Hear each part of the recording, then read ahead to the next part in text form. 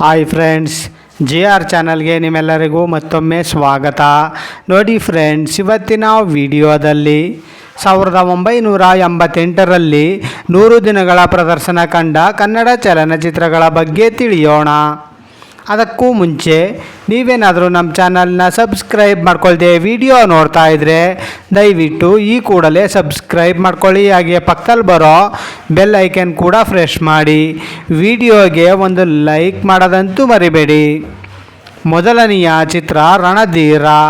ಈ ಚಿತ್ರವು 1988ರಲ್ಲಿ ತೆರೆ ಕಂಡು 175 ದಿನಗಳ ಪ್ರದರ್ಶನವನ್ನು ಕಂಡಿತು. ಎರಡನೆಯ ಚಿತ್ರ ದಾದಾ. ಈ ಚಿತ್ರವು 1988ರಲ್ಲಿ ತೆರೆ ಕಂಡು 100 ದಿನಗಳ ಪ್ರದರ್ಶನವನ್ನು ಕಂಡಿತು. ಮೂರನೆಯ ಚಿತ್ರ ದೇವತಾ ಮನುಷ್ಯ. ಈ ಚಿತ್ರವು 1988ರಲ್ಲಿ ತೆರೆ ಕಂಡು 100 ದಿನಗಳ ಪ್ರದರ್ಶನವನ್ನು ಕಂಡಿತು.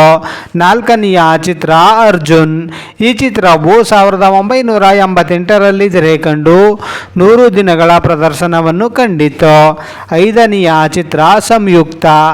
ಈ ಚಿತ್ರವು 1988ರಲ್ಲಿ ತೆರೆ ಕಂಡು 100 ದಿನಗಳ ಪ್ರದರ್ಶನವನ್ನು ಕಂಡಿತು. ಆರನೆಯ ಚಿತ್ರ ಜನನಾಯಕ. ಈ ಚಿತ್ರವು 1988ರಲ್ಲಿ ತೆರೆ ಕಂಡು 100 ದಿನಗಳ ಪ್ರದರ್ಶನವನ್ನು ಕಂಡಿತು.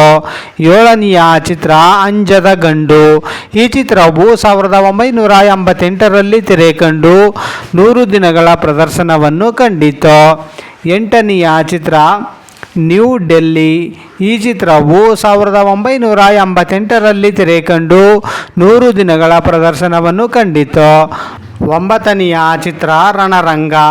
ಈ ಚಿತ್ರವು 1988ರಲ್ಲಿ ತೆರೆ ಕಂಡು 175 ದಿನಗಳ ಪ್ರದರ್ಶನವನ್ನು ಕಂಡಿತು.